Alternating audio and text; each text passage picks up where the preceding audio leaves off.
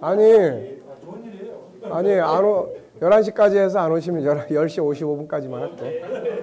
아, 59분까지. 예.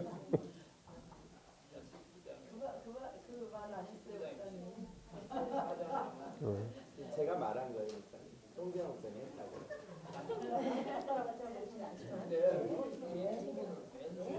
아니요. 아니, 연수가 아니고 정팀입니다. 자, 19장 하겠습니다.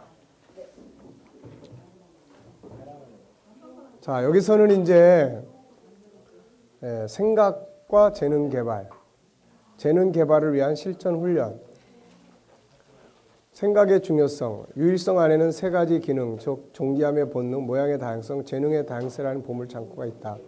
그런데 그중 하나인 재능의 다양성의 창고를 개발하는 데는 인격성 안에는 생각의 기능과의 협력이 필요하다. 사실 생각의 기능은 모든 것들을 소화시키고 거기서 재생산해주고 하는 기능을 해요. 그러니까 뭐 존귀함을 다뤄도 생각에서 이게 이루어지는 거고, 또 뭐 모양의 다양성을 해도 역시 생각의 기능이 그 속에서 활동을 해줘야 되는 거고, 그래서 생각의 기능은 5가지의 성품 모든 기능이 이렇게 녹여지고 편집되고 연합되고 하는 그런 기능이에요. 그래서 모든 것을 다룰 때 항상 이 생각의 기능이 다뤄지게 됩니다. 신앙의 천재 수학자 파스칼, 인간을 생각하는 갈대라고 표현했다. 인간은 생각의 기능을 가지고 있다는 말이죠. 그러므로 이것을 활용할 수 있어야 합니다. 성경의 인물이나 세상의 인물들이나 성공적인 인생을 산 사람들은 모두 생각하는 사람들이었음을 볼 수 있죠. 야곱, 생각을 통해서 성공한 성경의 인물들이 많지만 그 중에서 먼저 야곱을 살펴보기로 하자. 야곱은 우리가 아는 대로 형 에서로부터 장자의 권리를 사고 그것 때문에 형의 진노를 피해 삼촌집으로 가서 20년을 산 사람이죠. 그런데 그가 빈손으로 갔는데 돌아올 때는 거부가 되어 돌아오게 되었다. 그의 고백을 들어보자. 다 같이 한번 읽어보세요.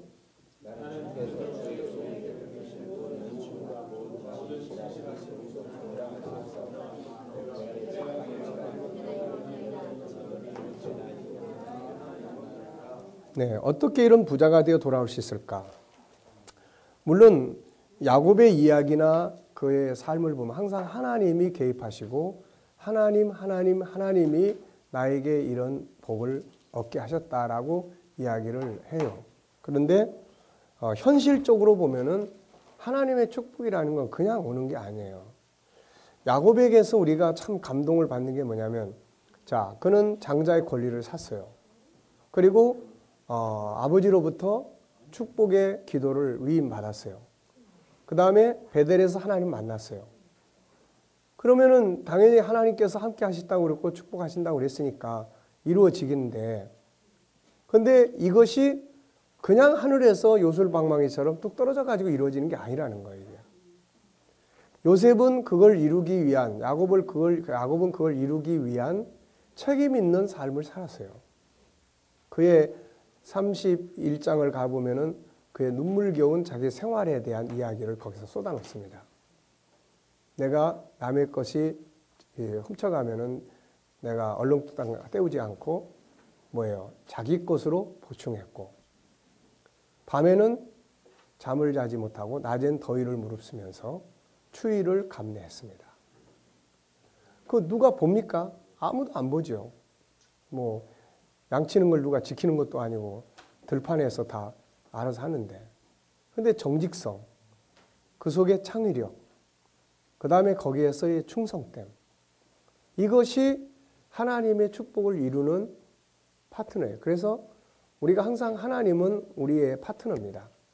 그러니까 나의 파트너는 하나님이고 하나님의 파트너는 나예요. 하나님이 역사하시고 싶어도 내가 게으르고 나태하고 이러면은 하나님이 다리를 부러뜨려서 그 일을 하실 거예요. 그러니까 우리는 하나님과 나는 중요한 서로의 좋은 파트너십을 발휘해요. 그러니까 하늘이 돕지 않으면 안 된다. 예를 들어서 농부가 좋은 씨를 뿌리고 했는데 제때 비를 안 내려주면은 이건 사람의 힘이 할 수 있는 영역이 아니에요. 그 다음에 또 하나는 하늘에서 제때 비를 내려주고 햇빛을 내려줘도 농부가 게으르고 나태해서 제때 씨를 안 뿌리고 술 취해서 비틀거리고 그러면 이거는 열매를 맺을 수 없는 거예요. 그래서 하늘은 스스로 돕는 자를 돕는다. 이런 격언들이 그냥 나온 게 아니라 성경의 중요한 사상들을 반영하고 있습니다. 이게. 예. 그래서 우리가 어떤 이 야곱 같은 인물도 그러니까 우리가 이제 영적인 면에서 다룰 때는 영적인 하나님의 섭리와 하나님의 역사하심이 중심이 되는 거고, 그러나 하나님과 함께 일하는 사람들은 항상 네가 행한 대로 갚아주리라. 네가 행한 대로 갚아주리라. 그러니까 우리가 세상과 기독교인들의 모순이 서로 가지고 있다고 이야기했잖아요. 세상 사람은 어떤 모순을 가지고 있어요? 자기 개발을 통해서 하나님을 더 멀리 해버려요. 인간이 똑똑해지니까. 근데 기독교는 어떤 모순을 가지고 있어요? 기도는 하는데 자기는 아무것도 안 한다는 거죠. 네.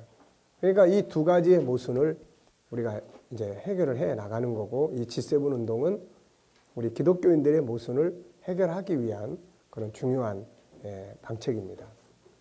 제가 천국 운동을 참 몇십 년 동안 했잖아요. 성경을 가르치고.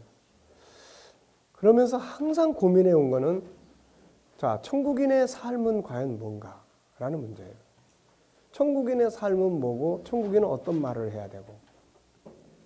천국을 분명히 믿는데 말을 보면은 영 아니고, 삶의 현장에서는 영 아니고, 이게 이런 문제들이 발생을 하는 거예요, 이게. 그러니까 천국인의 삶이라는 게 결국 뭔가? 그거를 이제 하나님의 자녀라는 틀에서 이제 해답을 만들어 가는 거예요. 우리가 예수를 구주로 믿으면은 뭐가 됩니까? 하나님의 자녀의 지위를 얻는 거죠. 이름을 영접하는 자, 그 이름을 믿는 자들이 하나님 자녀가 되는 권세를 주셨느니라.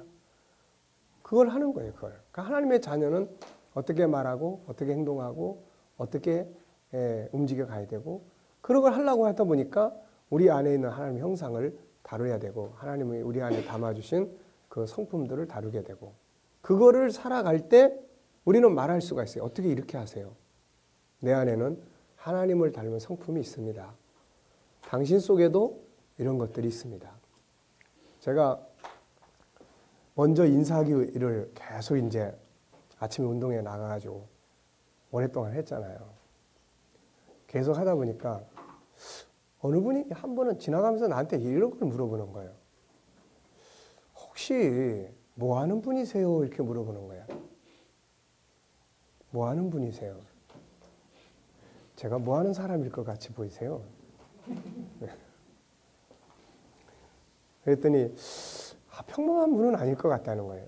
아무도 인사를 안 하는데 항상 아침에 이렇게 나오시면 먼저 이렇게 인사를 하시는데 궁금해졌다는 거죠. 그래서 이제 뭐 여러 가지 이야기를 많이 나눴어요. 나중에 알고 보니까 그분은 안수 집사고 나는 목사고. 그러니까 우리가 가끔가다는 물어볼 필요가 있어요. 같이 사는 사람들한테 제가 뭐 하는 사람처럼 보이세요? 제가 처음에 개척할 때는 뭐 하는 사람처럼 보이세요? 그랬더니 혹시 그 채권 장사하는 분 아니세요? 정말 고민이 많이 됐던 거예요. 그때는 뭐 몸도 빼짝 말랐지. 그때 뭐 54kg, 55kg였으니까 머리도 길었지. 그 뭐 웬 아주머니들 막 쫓아다니지. 막 그러니까는 그때부터 이게 참 목사가 목사같이 느껴져야 되는데 이게 보통 문제가 아니다. 그래서 뭐 거울 앞에서 표정 연습도 하고 내가 몇 군데 가서 물어봤어요. 강화도에 그때 어느 분들하고 수련을 갔는데 아침 일찍 이제 갔다가 찻집에 들어가 차를 마시는데 그 주인이 우리들이 하는 이야기를 계속 들으면서 살펴보는 거예요. 그러더니 나중에 계산을 하려고 그러는데 혹시 뭐 하시는 분들이세요? 그러면서 자기가 생각하기로는 신앙생활을 하는 분 같은데 장로급 이상은 되는 것 같으신데 네. 급이 많이 올라갔지 이제. 네. 급이 많이 올라간 거예요. 얼마나 감사한 일입니까? 그래도 장로급 이상은 되는 것 같은데라고 봐주니까. 그러니 나중에 이제 동서울 터미널에서 우리가 이제 그쪽으로 교회를 옮기고 우리 그 교회 밑에 중국집이 있어요. 그 짜장면 집에.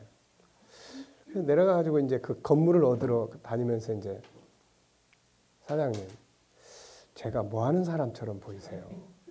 그랬더니 이 짜장면 사장님이 네. 혹시 목사님 아니세요? 그러는 거야. 야, 이거 성공한 거 아닙니까, 이거? 그러니까, 근데 만약에 제가 목사인데요, 딱 쳐다봐요. 아저씨가 목사예요? 전혀 목사 같지 않으신데. 네. 그러니까, 하나님을 우리가 보여주는 방법이 딴 거 아니에요. 예수님이 그랬잖아요. 나를 본 자는 아버지를 봤다. 하나님의 형상이라고요, 그분이. 그분의 말에는 능력이 있잖아요. 왜? 그분은 망가지지 않은 오리지널 아버지의 형상이에요. 그러니까 우리가 얼마만큼 아버지의 형상을 회복하고 아버지의 형상을 훈련하고 활용을 하는가에 따라서 우리 말이나 행동에 능력이 있기도 하고 없기도 하고 그러는 거예요. 그러니까는 그런 걸 통해서 우리가 하나님을 보일 수 있고 설명할 수 있는 거죠. 옛날에는 외부적인 것 가지고 설명할 수 있었어요. 근데 지금은 나를 통해서 하나님을 설명해야 되는 시점이에요. 지금은. 나를 통해서 하나님을 설명해요. 어떻게 그렇게 사세요? 그러니까 우리가 이런 내 안에 있는 재능들을 활용하고 성품들을 활용해서 직장이나 내 살아가는 삶 현장에서 일할 때 김 씨, 혹시 신앙생활해? 아니, 어떻게 아세요? 자네 보니까 말이야. 신앙인 냄새가 나. 이런 말이 나와야 되잖아요. 네? 자, 어떻게 이렇게 해요? 예, 사실은 누구나 다 할 수 있습니다. 누구나 다 안에 이런 거 할 수 있는 능력이 있습니다. 그건 신이 우리한테 주신 선물이에요. 말할 수 있단 말이에요, 이게. 근데 그렇게 할 수 있는 내 현장이 없는 거예요, 이게. 오히려 내가 교회 집사인데, 야, 네가 집사면 나는 장로급이다, 야. 이래버리면 이건 뭐, 이게 안 되는 거예요. 지금 그런 상황이 벌어지고 있는 거예요. 자, 우리 예배당 건축할 때 교회에서 이제 목회, 이제 그 건축위원들이 자, 일단 장로라는 말은 믿지 말자. 왜? 장로가 하도 사기를 많이 치니까.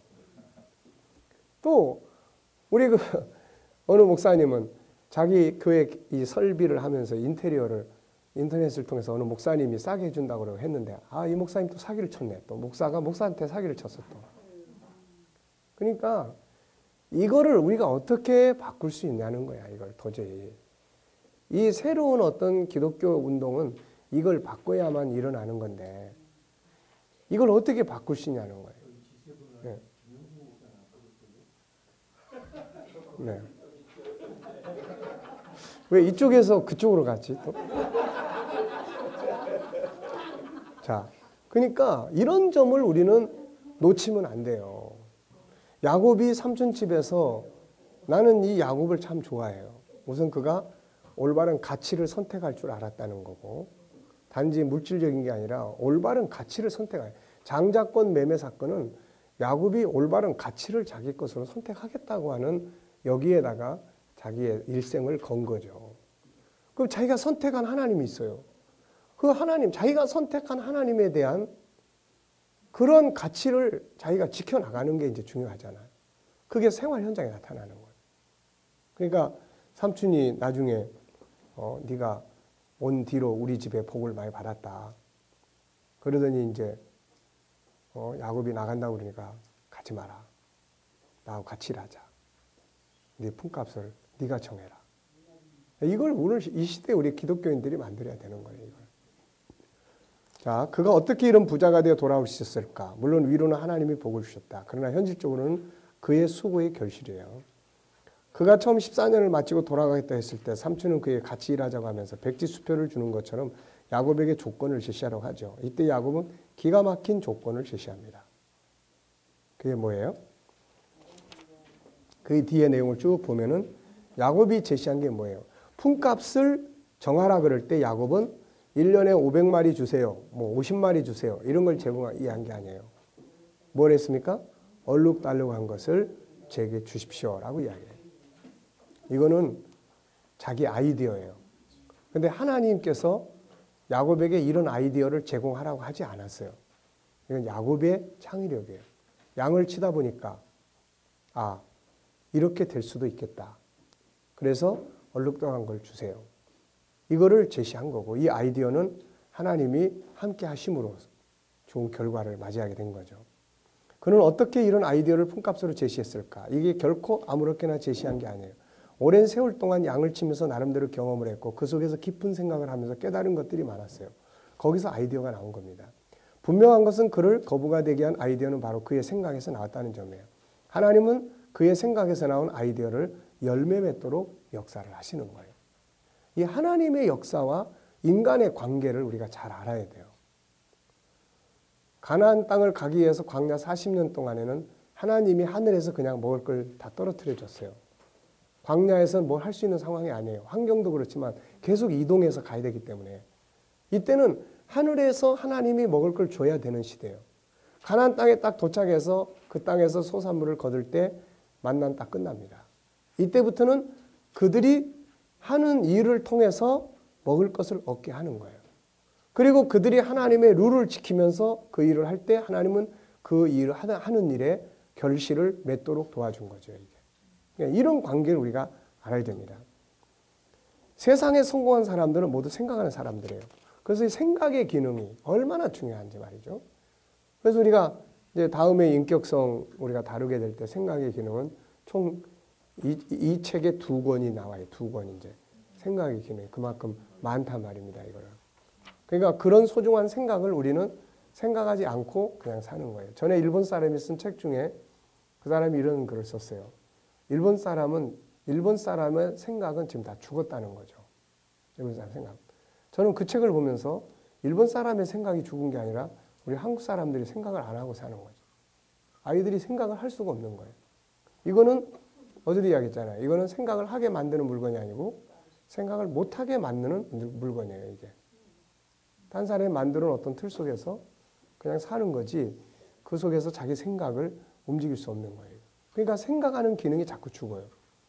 옛날은 기록된 문서나 이런 게 없기 때문에 거의가 다 생각 속에서 소화를 시키고 생각에서 이해를 하고 생각에서 메모리를 하고 다 이렇게 됐어요.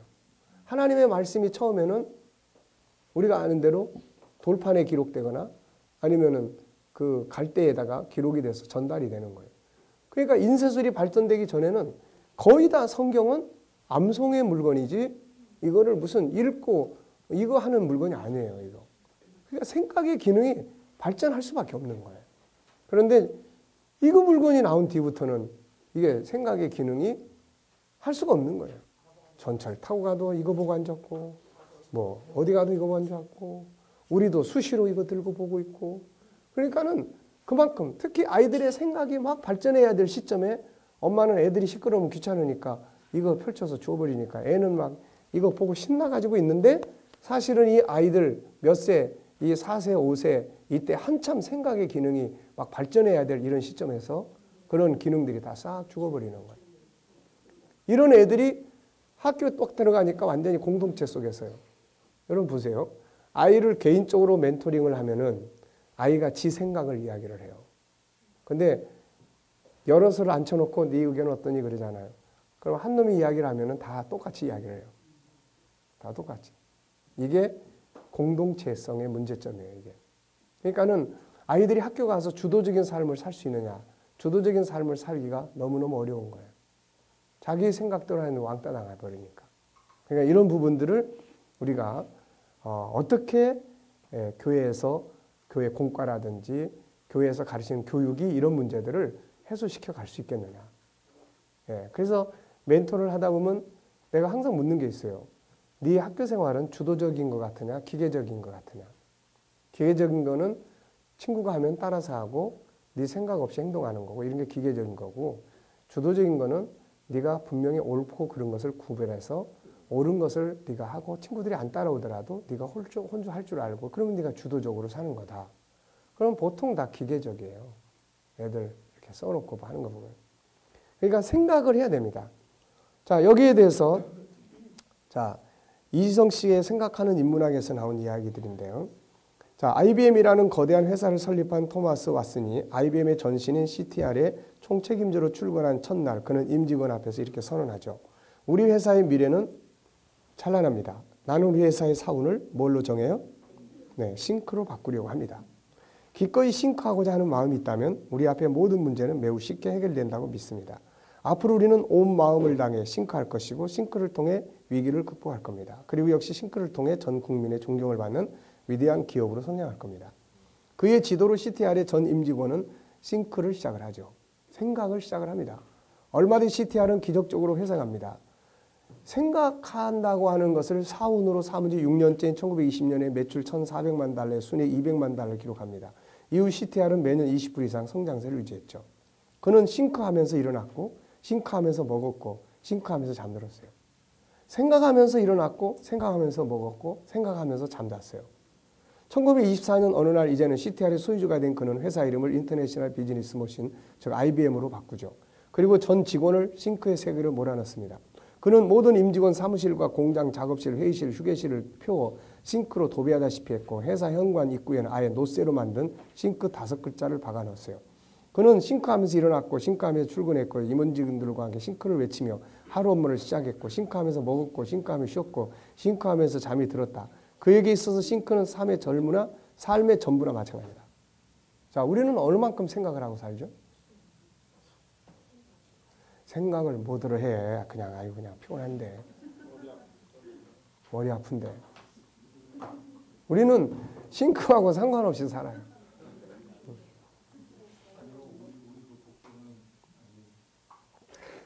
네, 그의 이런 열정은 전 임직원에게 전념됐고 얼마 뒤 IBM은 미국 최고의 싱크 기업이 된다. 사람들은 싱크라는 단어를 접하면 바로 IBM을 떠올릴 정도였다. IBM은 곧 싱크였고 싱크는 곧 IBM이다. 그로부터 약 12년 뒤인 1936년 IBM의 심장에 싱크를 새겨놓은 주역인 토마스 제이 왓슨은 미국에서 돈을 가장 많이 버는 사람이 됐다. 이때부터 그는 부자로 유명세를 타기 시작했다. 하지만 그는 단지 벼락부자에만 머무르지 않았다. 그는 부와 명성을 세상을 위해 아낌없이 쓰기 시작한다. 이게 기업의 정신이에요. 이 사람들은 돈을 벌자고 하는 게 아니에요. 자기의 달란트고 재능이고 사람들에게 가치 있는 일을 같이 나누기 위해서 일을 하는 것일 뿐이지 이게 우리나라의 기업들하고 차이점을 가지고 있는 부분들이에요. 성공하는 기업과 위대한 기업의 차이가 있습니다. 성공하는 기업은 자기 개인을 위한 성공이고 위대한 기업은 존경받는 기업이에요. 사회적으로 존경을 받는 기업이에요. 그의 싱크는 단지 머리를 잘 써서 성공하는 것이 아니라 인류를 위해 위대하고 아름다운 일을 하자는 의미를 담고 있었기 때문이다. 그의 이런 자세는 IBM의 자대한 창설을 이어졌고 이것은 지난 100년 동안 미국에서 가장 많은 사회 공헌을 한 기관으로 평가받고 있다. IBM의 위대한 성공 비결에 대해 세계의 석학들은 한 목소리로 이렇게 말한다. 만일 토마스 제이 왓슨이 싱크를 사운으로 내걸지 않았다면 오늘날의 IBM은 존재할 수 없을 것이다. 지난 100년 동안 4만 배 넘는 주가 상승이라는 IBM의 기적 뒤에는 싱크가 있다. 그리고 특허가 5,900여 개에 달하는 세계 최다 특허 보유 기업, 직원 가운데 노벨상 수상자를 5명이나 배출한 세계에서 가장 창조적인 기업, 호춘 선정 세계에서 가장 존경받는 기업이라는 빛나는 타이틀 뒤에도 역시 싱크가 있었다. 160여 개 나라의 수십만 명의 직원들을 두고서 세계 컴퓨터 시장을 휩쓸다시피 하고 있던 IBM 앞에 어느 날 한 젊은이가 나타났다. 그는 3명의 직원과 함께 아주 작은 회사를 힘겹게 꾸려가고 있었는데 IBM을 꺾고 세계 최고의 자리에 오르겠다는 야심을 품고 있었다. 실제로 IBM에 도전장을 던졌다. 그가 IBM을 쓰러뜨리기 위해서 선택한 무기가 뭐예요? 한마디 더 붙었어요. 그냥 싱크가 아니고 싱크 위크였어요. 그는 회사의 비전과 전략을 새롭게 세워한다거나 새로운 사업 진출 또는 투자자를 결정해야 할 일이 있을 때면 회사에 출근하는 대신 홀로 숲으로 떠난다. 그리고는 작은 통나무집에 들어앉아 그 누구도 만나지 않은 채 2주 동안 오직 싱크만 하는 싱크 위크를 보냈다. 그는 직원들에게도 싱크 위크를 요구했다. 아니 아예 회사의 시스템으로 만들었다. 전 임직원이 싱크를 하는 공룡기업 IBM을 뛰어넘으려면 무엇보다 먼저 그들의 성공 전략, 즉 싱크부터 뛰어넘어야 한다고 판단했기 때문이다. 그것은 싱크 위크, 즉 IBM보다 더 많이, 더 깊이, 더 넓게, 더 치열하게 싱크하는 것이다. 이 이야기의 주인공인 빌 게이츠는 얼마 뒤 야심대로 IBM을 꺾고 세계 최고의 자리에 올랐다. 그는 말한다. 마이크로소프트의 놀라운 성과들은 전부 싱크 위크를 통해 이루어졌다. 나는 마이크로소프트를 이끌 때 경쟁 기업들을 전혀 두려워하지 않았다. 하지만 언제나 그들의 새로운 싱크를 두려워했다. 그래서 생각하는 사람은 무서운 거예요. 생각하지 않는 사람과 생각하는 사람은 과의 관계에서는 생각하는 사람이 항상 생각하지 않는 사람을 지배하고 삽니다. 자, 내가 마이크로소프트를 떠나고 가장 먼저 했던 일은 싱크위크 회사인 BGC3를 설립하는 것이다. 우리 집과 마이크로소프트 본사에서 차로 5분 거리에 있는 회사의 주 업무는 사회, 과학, 기술 등의 문제에 대한 광범위한 싱크를 제공하는 것이다. 과거에 나는 고요한 숲속 통나무집에서만 싱크위크를 보냈다. 하지만 지금은 언제 어디서나 나만의 싱크위크를 누린다. 자, 빌 게이츠가 싱크위크를 통해 컴퓨터 기업의 역사를 새롭게 써나가고 있을 때 이를 비웃는 한 사람이 있었다. 그가 볼 때 중요한 것은 싱크나 싱크위크가 아니었다. 자, 새로운 인물이 등장했어요. 이 사람은 뭐 이야기했습니까? 싱크 디퍼런스를 이야기합니다. 다른 생각을 해야 된다는 거예요. 다른 생각. 그로 하여금 컴퓨터를 전혀 다른 관점에서 보게 했다. 지구상의 다른 모든 컴퓨터 기업은 컴퓨터를 사무기기로만 인식하고 있었다. 하지만 그에게 있어서 컴퓨터는 예술 작품이어야 했고 또한 뉴욕 현대미술관에 전시될 정도여야 했다. 그렇다고 그가 제작한 예술 작품의 경지에 오른 컴퓨터가 극소수 부유층의 전유물이 돼서는 안 된다.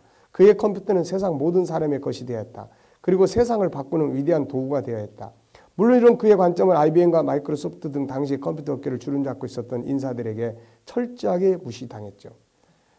애플의 그 아이폰이 개발될 때 삼성에서 알고 있었어요. 근데 삼성 직원들이 그걸 우습게 여겼습니다. 왜? 사람들은 커다란 컴퓨터에 커다란 이 테레비를 앞에 놓고 보지 누가 손바닥만한 손바닥 안에 들어오는 작은 영상을 볼 거냐. 웃었다가 이제 뒤쫓아가는 그렇게 돼버린 거예요. 생각이 달라야 됩니다. 물론 이런 그의 관점은 무시당했지만 굴하지 않습니다. 그에게는 IBM의 싱크와 마이크로소프트의 싱크위크를 구시대의 유물로 만들어버릴 싱크 디퍼런트가 있었기 때문이다. 그의 이름은 스티브 잡스다. 이 외에도 세상을 이끌어갔던 수많은 리더자들은 모두 다 생각하는 사람들이에요. 그들은 생각의 기능을 통해서 철학, 과학, 수학, 정치, 군사, 의학, 경제 등 수많은 분야에서 세상을 다스리는 사람들이었어요. 우리가 쉬운 예로 생각을 많이 하면서 설교를 준비하는 거하고 생각 없이 설교를 준비하는 거하고는 그 깊이가 차이가 있잖아요. 네. 생각, 분석, 말씀 하나를 놓고도 분석하고 생각하고 과연 이 설교를, 이 본문을 통해서 내가 무엇을 전달해야 될 것인지, 하나님의 뜻은 제대로 그 안에 들어있는 것인지, 아니면 단순히 듣기 좋은 이야기인지, 하나님의 뜻이 그 안에 들어있더라도 과연 이것을 듣는 사람들이 이걸 어떻게 효과적으로 받아들일 수 있는 건지, 다 해놓고 이 외에 다른 뜻은 또 없는 건지. 네. 우리가 질문학을 연구하고 공부하다 보면 예수님의 팔복은 그냥 팔복이 아니에요. 그 팔복이 왜 나왔겠습니까? 그 자리에 모인 사람들의 마음의 질문에 대한 답이에요. 인간은 어떻게 살아야 행복할 것인가에 대한 답이에요. 답. 성경은 답입니다. 에덴에서 추방된 이후에 인간들이 고민했던 수많은 문제들에 대한 질문의 답이에요. 그러니까 그 질문을 우리는 봐야 된다고요.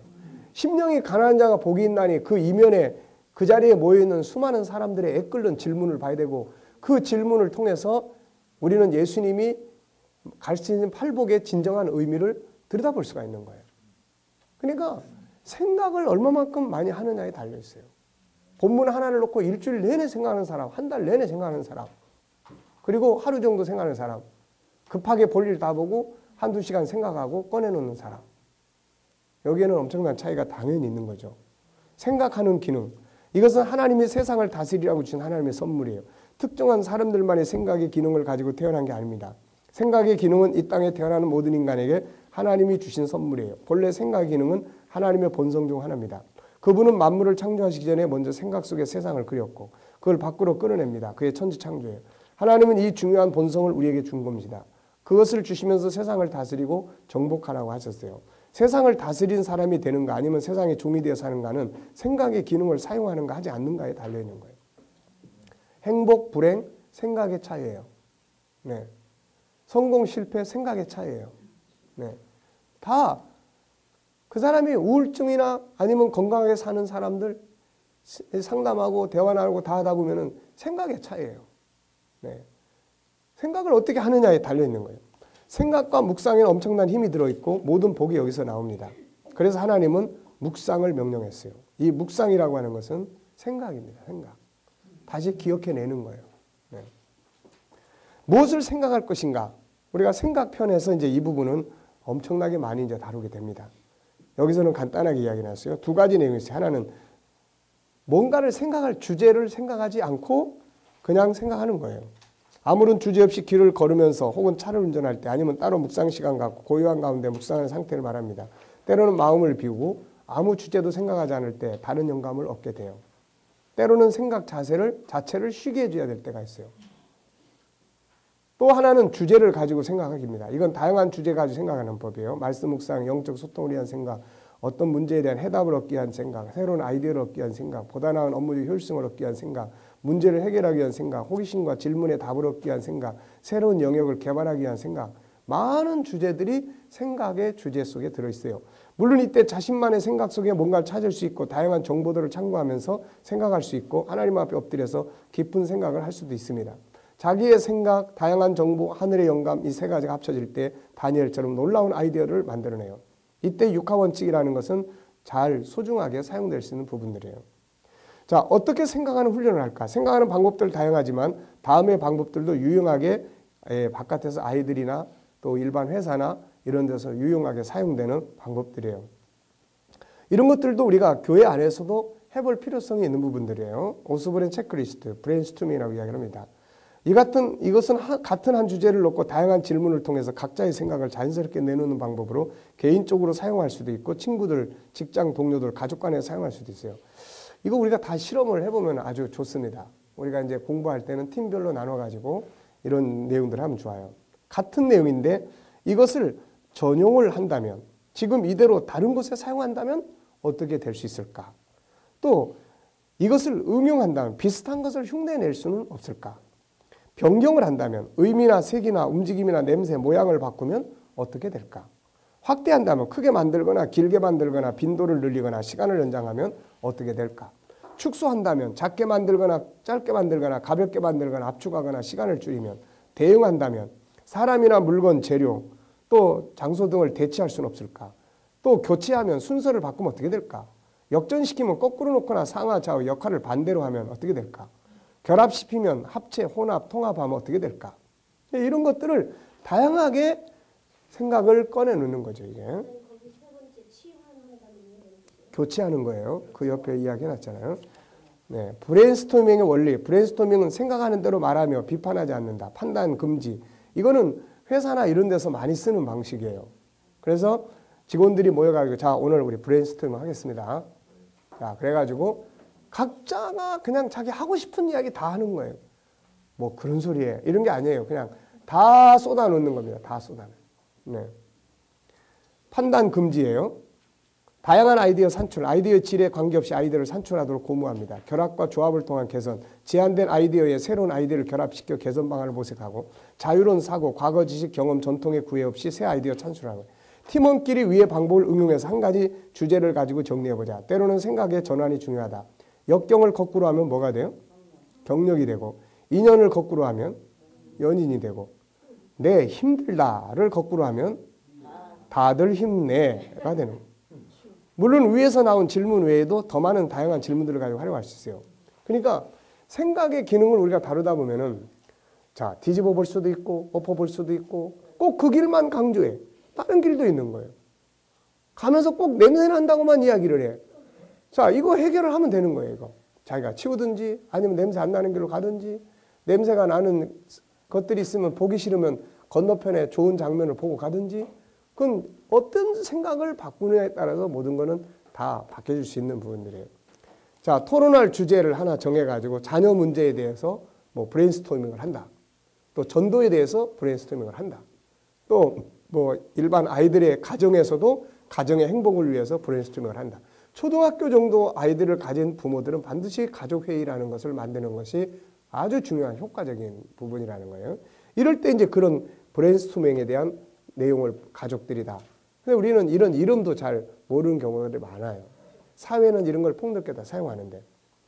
그 다음, 육색 사고 모자 색깔에 대한 사고 특징. 영국의 심리학자 드보너가 고안한 이 기법은 학습자들이 6가지 각기 다른 색의 모자를 쓰고 자신이 쓰고 있는 모자 색깔이 의미하는 유형의 사고를 하게 하는 거예요. 자신의 생각을 버리고 의도적으로 다른 생각을 하게 함으로써 아, 이렇게도 생각할 수 있구나 라는 것을 알게 만들어 주는 겁니다. 자, 길거리에 한 사람이 술에 취한 채 쓰러져 있습니다. 팀원들끼리 사건을 놓고 다음의 모습으로 생각을 정리해서 기록해보자. 자, 이렇게 하나, 둘, 셋, 넷, 다섯, 6개의 모자를 우리가 6명이 딱 쓰는 거예요. 그리고 처음에는 백색 모자는 어떤 사건에 대해 중립적이고 객관적인 사실, 자료, 정보를 이야기를 해요. 예를 들어서 술 취한 사람이 쓰여 있어요. 객관적인 입장에서 중립적으로 이야기하면 어떤 말을 할 수 있습니까? 술 취한 사람이 쓰여 있네. 술 많이 마셨나 봐. 이런 이야기예요, 이거. 적색 모자는 감정, 느낌, 육감과 직관적으로 생각합니다. 자, 어떤 감정을 가지고 말할 수 있죠? 무슨 사정이 있었을까? 얼마나 힘들었으면 저렇게 됐을까? 흑색 모자, 부정적 판단이에요. 어떤 걸 실패할 이유, 논리적으로 부정. 어떻게 말할 수 있죠? 정말 게을러가지고 말이야. 응? 도대체 저게 뭐야? 인생 왜 저렇게 살아? 이렇게 볼 수 있는 거예요. 자, 예, 황색 모자, 낙관적이고 긍정적이고 건설적으로 보는 거죠. 이제 어떻게 볼 수 있습니까? 네, 긍정적으로 내가 어떻게 도와줄 수 있겠나? 응?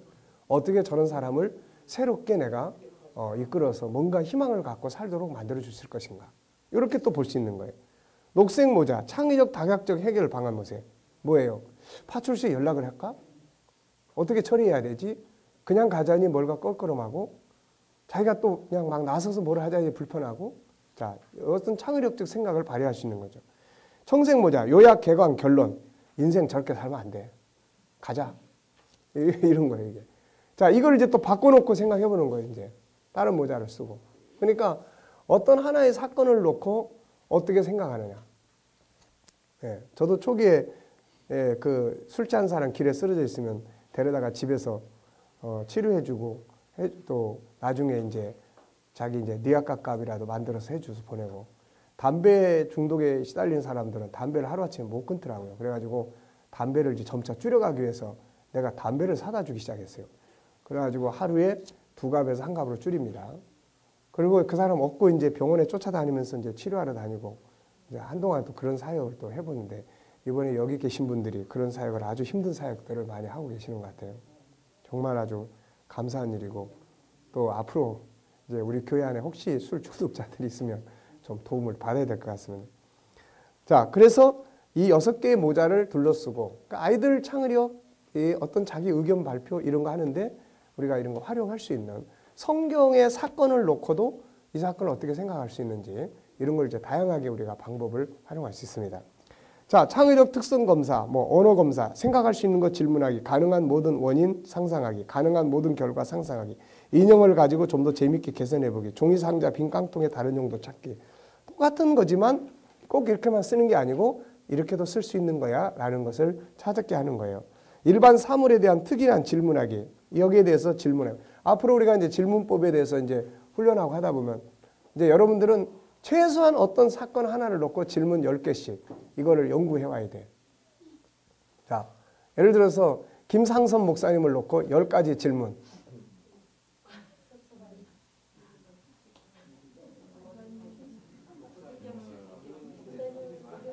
자, 김상선 목사님 왜 머리털이 저렇게 휘어졌을까?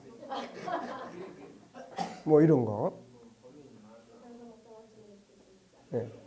자, 그러니까 이런 부분들을 통해서 생각을 터야 돼요. 이렇게. 생각의 기능은 쓸수록 넓어지는 거예요. 이거. 쓸수록 넓어지는 거예요. 우리가 이제 중독자들 다뤄보시는 분들은 잘 아시겠지만은 중독할수록 생각의 기능이 많이 죽어버립니다. 이게. 그래서 너무 단순해져 버려요. 나중에는. 그러니까 그런 부분들이 인생을 개척해 나가고 독립해 나가기가 쉽지가 않은 부분이기 때문에, 그래서 다양한 생각을 가질 수 있도록 펼쳐주는 것이 아주 중요한 부분들이죠. 도형 검사, 그림을 한쪽만 그려놓고 이제 완성할 수 있도록 그려보면 다양하게 애들이 그려놓습니다.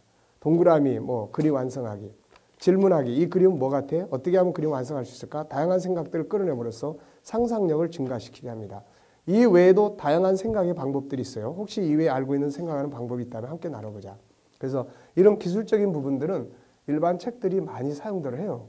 그러니까 그런 것들은 우리가 배워다가 응용해서 우리 복음적인 틀을 만들어내는 것은 이제 도움이 되죠. 자, 생각의 중요성은 뭔가? 성공적인 인물인 야곱과 세상의 성공적인 인물은 세 사람은 생각과 어떤 관계를 가진 사람들이 설명해보자.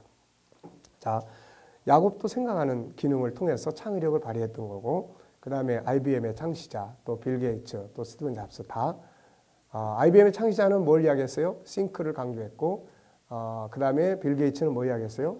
싱크 위크를 강조했고, 그 다음에 스티븐 잡스는 뭘 이야기했어요? 싱크 디퍼런스를 강조했어요. 그럼 우리는 뭐 어떻게 해야 되죠? 우리는 어떻게 해야 돼요, 이제? 싱크 취하겠죠. 네. 자, 어쨌든 생각을 많이 한다는 거. 우리는 성경에서는 묵상이라는 말을 하고, 성경에서 여러분 생각하라는 말이 굉장히 많다는 거 혹시 아세요? 성경을 읽다 보면은 생각을 해라. 그리스도를 생각해라. 뭐 롯의 처를 생각해라. 생각하라는 말이 굉장히 많이 나옵니다. 우리 생각을 안 하니까 생각을 좀 많이 하셔야 돼요. 자, 뒤로 넘어가겠습니다. 20장 실패의 과정. 자, 여기서 이 과제에서 외치기. 자, 시작.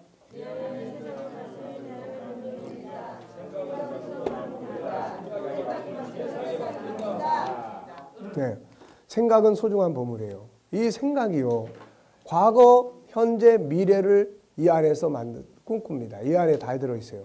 보이는 세계와 보이지 않는 세계를 생각해낼 수 있어요. 이 안에는 수많은 정보의 창고들이 들어있어요. 이 안에요. 하루에 5만 가지, 6만 가지 생각이 다 떠오릅니다. 이게. 예, 하루에 5만 개에서 6만 개 생각이 떠오른다고 그래요. 예, 그러니까 이 생각을 그냥 내버려 두면 안 돼요. 특히 심리 질병을 다루다 보면은 문제가 뭐예요? 강박관념, 자기가 받은 상처, 이런 것들이 계속 강하게 떠오르는 거예요. 이 생각을 대체할 수 있는 더 강한 생각을 만들어줘야 돼요. 성경 암송이라든지, 그래서 생각을 바꿔주는 거라든지, 이런 것들을 통해서 우리가 이제 그런 치료들을 해나갈 수가 있습니다. 자, 20장은 실패의 과정, 반복훈련, 포기하지 않는 자세. 자, 반드시 실패의 과정을 거치라는 거죠. 재능 개발이라고 하는 것은, 그래서 성공하는 사람과 실패하는 사람의 차이점이 뭐라고 그랬어요? 성공하는 사람은 실패라는 말을 안 써요. 그 대신 무슨 말을 써요? 과정이라는 말을 써요. 과정. 실패하는 사람은 실패라는 말을 씁니다. 그래서 안 하고 싶은 거예요. 이제 그만두고 싶은 거예요. 과정을 하고 말하는 사람은 그 과정을 통해서 잘 할 수가, 또 다룰 수가 있습니다. 자, 그래서 여기 에디슨의 이야기. 에디슨은 뭔 말 했어요? 실패는 성공의 어머니다. 실패를 놓고 말할 때 에디슨을 빼놓고 말할 수 없죠. 전기를 발명해 인류에게 빛과 편리함을 제공한 발명가 에디슨은 알고 보면 위인들 가운데 가장 많은 실패를 한 인물이에요. 에디슨은 1년 넘게 하루에 4시간씩 잠을 자면서 1만 번의 실험 끝에 전기 발명에 성공하고, 축전지 발명할 때 무려 5만 번의 실패를 거듭하면서 결국엔 성공합니다. 에디슨은 초등학교 때부터 전응아로 취급받고 퇴학을 당할 정도로 학교 생활에 실패한 사람이에요. 그 이후로도 그는 수없이 도전과 실패를 거듭했지만 자기가 하고자 하는 일과 목표를 절대로 포기하지 않아요. 그는 신앙이 돈독했기 때문에 학교나 세상에 가르치지 않은 하나님의 창조의 섭리를 믿고 스스로 이해하면서 우리가 사는 우주에는 하나님의 충만한 신비가 숨어 있음을 발견하고, 그는 이런 비밀스러운 원리들을 밝혀낼 때마다 겸손하게도 이미 하나님이 창조해 놓은 자연의 질서이자 규칙을 발견할 뿐이라고 생각을 했어요. 그런 생각을 바탕으로 전등, 축음기, 전화, 타자기, 전차, 정사기 등 3,400종이나 되는 엄청난 발명을 했다고 그러죠. 82세로 죽는 그날까지 오직 발명만을 위해 인생을 땀으로 바친 그는 살아있는 동안에 약 10일꼴로 새로운 발명품을 내놓은 셈이니 그의 영광과 실패를 두려워하지 않는 피나는 노력은 실로 대단하다. 그가 일생 동안 실험을 거둬가면서 실패한 횟수가 무려 11만 번이라고 된다고 하는 것은 우리가 감히 상상하기조차 어려운 숫자다. 제2차 세계대전 후 일본 경제를 일으켜 모든 일본인들의 존경을 받으며 일본을 세계에 알린 경영자로 3명을 꼽는다면 모리타키오, 마스시다, 고노스케, 혼다, 소이치로가 그들이다. 혼다 소이치로는 동양인 최초로 미국 자동차 명예 전장에 입성해 기술의 혼다를 이룩한 창업자로서 그 명성을 인정받았다. 그러나 혼다 소이치로의 인생은 실패 연속이다. 시멘트 공장을 경하다 2번이나 파산했고, 그 다음 가솔린 깡통을 모아 재기를 꿈꿨으나 갑작스런 지존으로 또다시 무너졌고, 그에겐 더 이상 시작해볼 만한 것이 아무것도 없었다. 그러나 성공했다는 굳은 결심을 했다. 어느 날 쓰레기통에 버려진 고물 자전거 한 대를 발견했다. 그는 고물 자전거를 주워다가 고쳐서 판매하는 일을 시작했다. 모터를 개발하여 자전거에 부착시켜 보았다. 그는 일본 전역에 있는 자전거 점포 1만 8천 곳에 편지를 보냈고 5천 곳에 답장이 왔다. 모터가 달린 자전거는 오토바이로 개발된다. 혼다 오토바이는 혼다 자동차로 발전하고 성장한다. 그리고 10만 명의 직원을 거느린 세계적 기업이 된다. 자, 꿈을 가질 것, 끊임없이 도전할 것, 어떤 일이 있어도 꿈을 단념하지 말 것. 이것이 혼다 소이치로의 정신이다. 내가 한 일 중에서 정말 성공한 것은 전체 1%에 지나지 않는다. 99%는 실패 연속이다. 당신의 실패는 가장 빛나는 성공의 토대임을 명심하라. 필요하다면 슬퍼해도 좋다. 다만 절망해서는 안 된다. 성공은 성공을 기반으로 하지 않는다. 성공은 실패와 좌절, 때로는 커다란 불행에서 자리 잡는다. 그리고 성공이란 이런 요새들이 서로 돌고 돈다는 걸 아는 것이다. 그래도 한다. 또 실패한다. 상관없이 또 한다. 다시 실패한다. 좀 더 나은 실패를 한다. 자, 한번 다 같이 우리도 외쳐봅시다.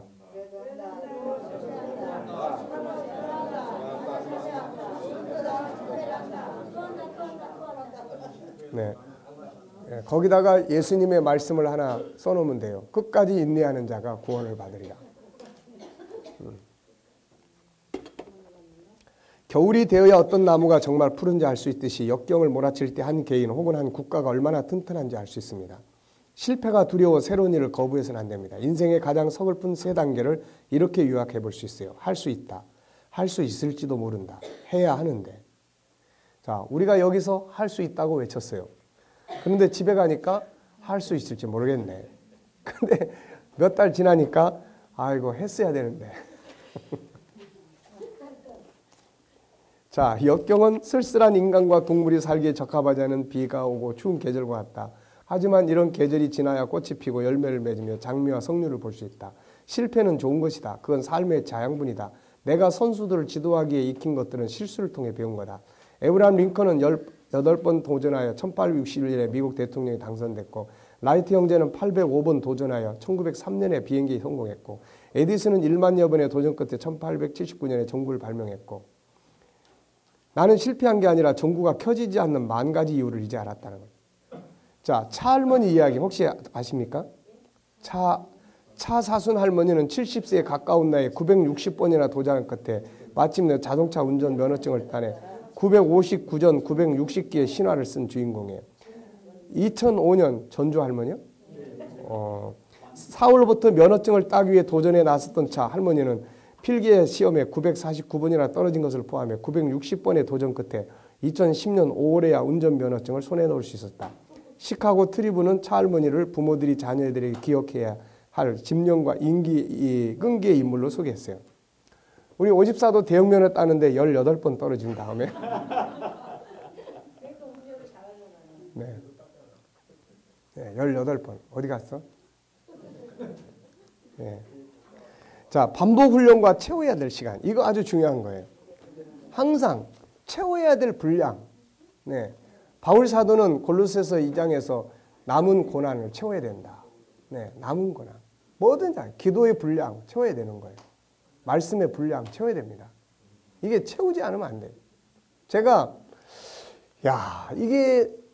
이제 나이가 자꾸 들어가니까 10년 전에만 이 프로그램을 내가 만들어서 사용할 수 있었다면 얼마나 좋았을까?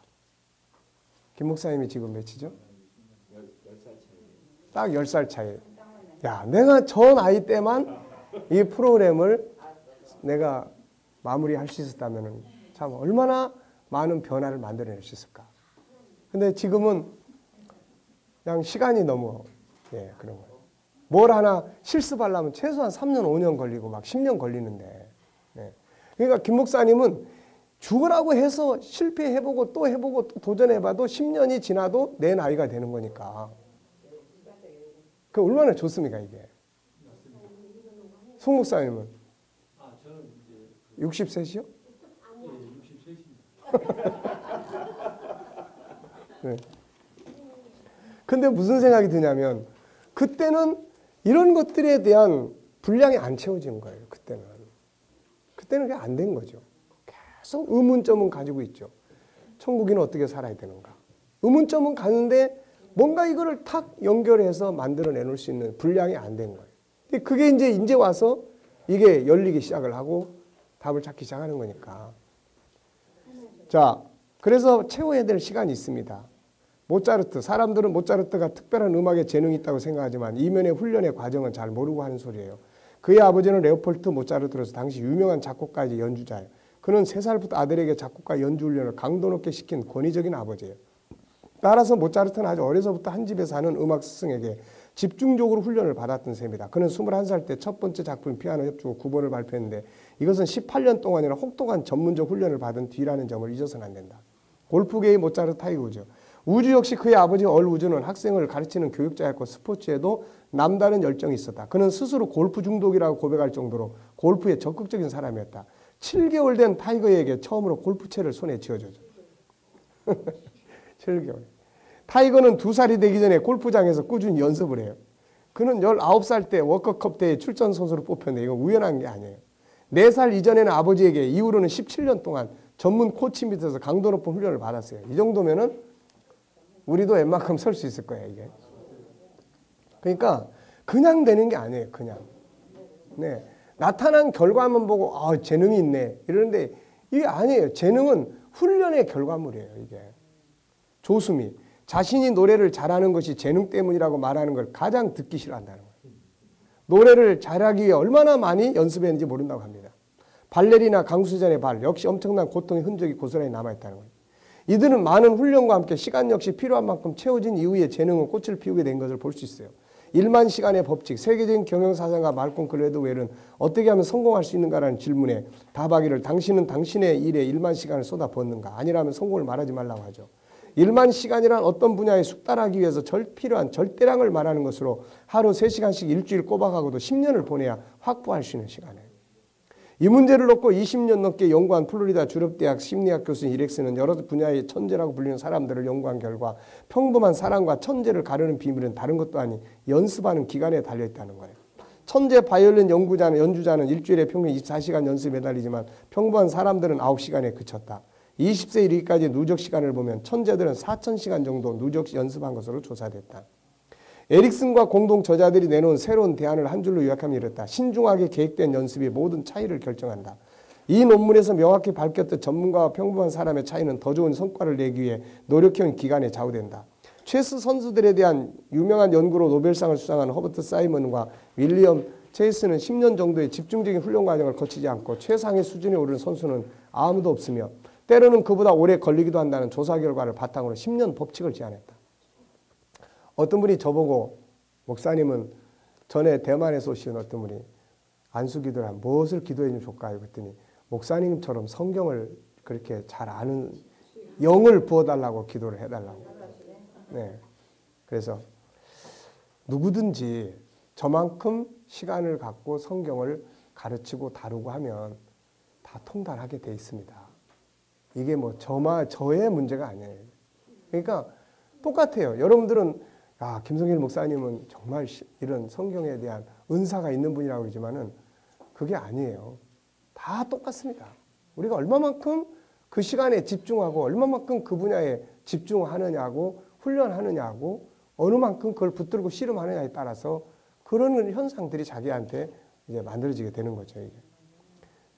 예, 그래서 수학, 과학, 작곡, 수영, 엑스레이, 진단, 테니스, 문학들 어느 분야에 어느 누구든 심지어 가장 재능이 탁월한 성과자들도 최소한 10년 정도의 고된 준비 기간을 거친 뒤에야 위대하다고 불릴 만한 수준에 이르러죠. 뛰어난 성과자가 누구든 그들이 최고의 자리에 오기까지는 누구라도 예외 없이 몇십 년이 걸렸다는 사실이에요. 수많은 과학자와 작가들이 20년 이상 혼신의 힘을 다해 노력한 이후에나 위대한 발견을 하거나 위대한 작품을 내놓았다는 거예요.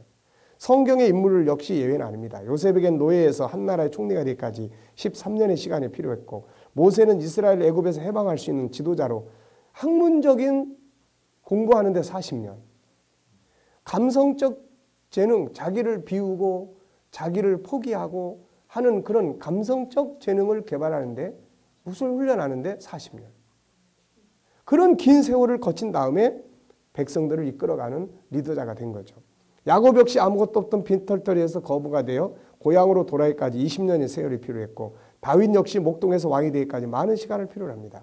이들은 이 기간 동안 다양한 재능을 훈련했는데 영적인 재능 훈련, 업무 처리의 재능 훈련, 인간관계 재능 훈련, 성품 훈련, 환경에 적응하는 적응 훈련, 아이디어 창의력 훈련, 리더십 훈련 등 다양한 재능들을 훈련할 수 있었고 그 훈련들을 통해서 달인들이 될 수 있었던 거예요. 욥은 연단 훈련의 중요성을 이렇게 말합니다. 내가 가는 길을 그가 아시나니 그가 나를 단련하신 후에는 내가 순금같이 나오게 됩니다. 훈련과 연단의 시간이 없는 쓸만한 물건은 없어요. 특별한 재능이 있어서 단번에 뭘 뚝딱 할 수 있는 게 아니에요. 우리나라는 하나님의 축복을요. 도깨비 방망이처럼 생각을 해요. 예, 나와라 뚝딱. 우리는 이런 거 생각한다고요. 그런데 성경의 하나님은 절대 그런 분이 아니에요. 우리한테 할 수 있는 재능을 주고 환경을 주고 그 속에서 얼마나 몸부림치고 얼마나 고민하고 기도하고 연구하고 공부하고 이런 걸 통해서 어느 단계에서 여러분 다니엘이 기도만 해가지고 그런 지혜를 가지고 살았습니까? 아니잖아요. 왕궁에서 그런 왕족들끼리 모인 리더십 교육에서 그런 공부 다 했어요. 모세가 그냥 시내 산에서 하나님 만난 것만 가지고 그가 백성을 인도했나요? 아니에요. 애굽에 40년 동안 애굽의 학술을 다 통달했다고 성경은 기록하고 있습니다. 그러니까 이런 부분들을 우리는 외면하면 안 된다는 거예요. 유대인들이 네가 유대인처럼 살려면 너는 다른 사람보다 2배 이상 공부를 해야 된다. 제가 이 글을 대하면서 얼마나 감동적이고 하던지 몰라요. 그리스도인이 세상 사람 앞에 그리스도인이라는 걸 나타내기 위해서는 세상 사람보다 최소한 2배, 3배 더 나은 삶을 살아야 된다는 거예요. 이거를 예수님께서 마태복음 5장에서 이야기를 하셨단 말이에요. 너희의 의가 서기관이나 바리새인보다 낫지 아니하면 결코 천국에 들어가지 못한다는 거예요. 이게.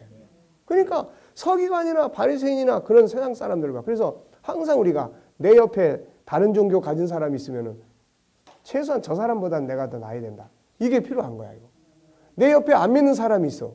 그럼 저 사람보다는 내가 더 나아야 돼. 헌신도 나아야 되고 신뢰성도 나아야 되고 정직성도 나아야 되고 능력도 나아야 되고 다 나아야 되는 거야. 이게. 그러면 나중에 말할 수 있다고요. 아유, 어떻게 그렇게 대단하세요? 네, 다 할 수 있습니다. 당신도 할 수 있고 나도 할 수 있는데 우리 안에는 다 신이 넣어준 놀라운 능력들이 담겨져 있습니다. 이런 말 해줄 수 있단 말이에요. 이게. 아시겠죠? 자, 그래서 그냥 뚝딱 되는 게 아닙니다. 그냥 와서 빌기만 한다고 되는 게 아니에요. 이게. 세상의 다양한 달인들을 보면 그들 역시 최소한 20, 30년의 계획되는 훈련과 연구를 통해 이루어집니다. 반찬 달인, 호떡 달인, 찐빵 달인, 족발 달인, 골프채 달인. 야, 이 골프채 달인을 제가 한번 봤어요. 텔레비에 나오는데요. 이 사람은 하여튼 골프채를 가지고 자기가 요리를 해요. 그래가지고 그 골프채에 딱 치는 소리만 눈 감고 말이에요. 딱 치는 소리만 듣고 이거는 몇 년도 어디에서 나온 제품이에요. 예. 그 딱 치는 소리만 듣고. 이야, 정말 대단해, 대단해. 그러니까 우리가 그렇게 우리를 훈련시키고 우리도 해야 된다는 거야, 이게. 그래가지고 이 사람이 이제 골프 부품 만들고 수리해주고 그걸 재만들어주고 하는데 그 업을 하는 거예요, 그 업을. 네. 그러니까는 골프채 딱 소리만 들으면 이건 몇 년도 어디 산. 야, 그 촬영맨들이 시험을 하는데요. 대단하더라고요, 이게. 네. 그래서 내가 그런 프로그램을 볼 때마다 나한테 항상 던지는 질문이 있었어요. 나는 달인인가?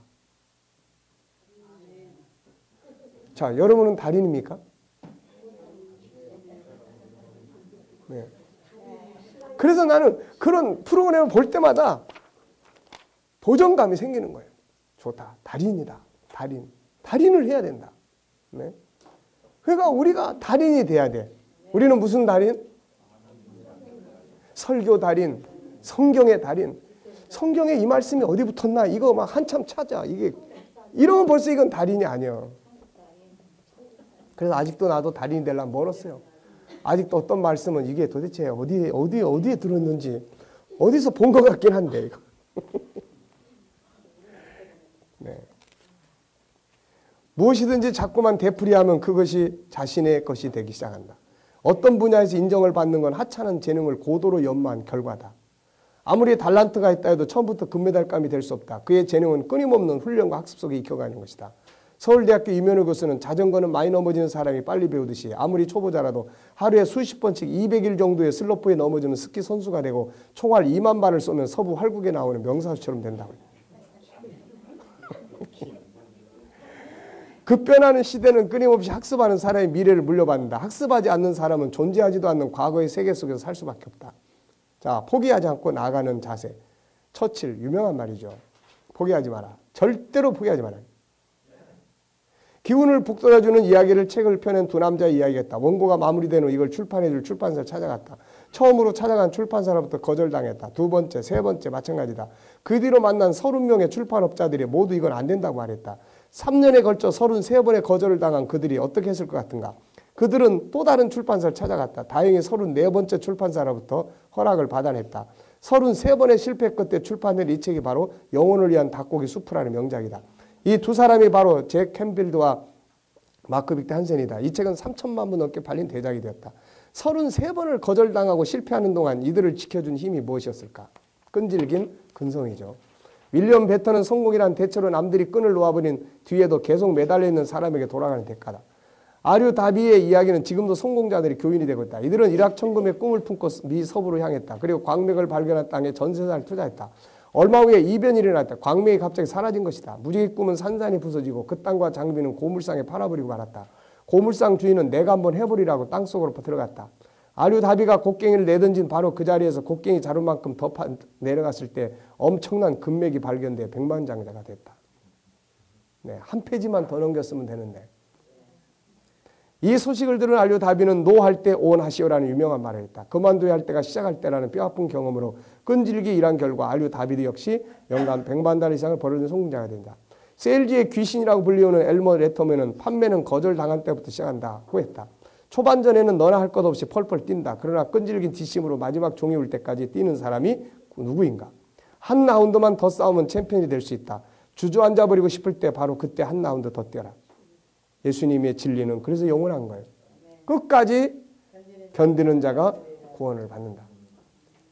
G7도 끝까지 공부하는 자가 사용할 수 있는 거예요. 자, 10분간 휴식하겠습니다.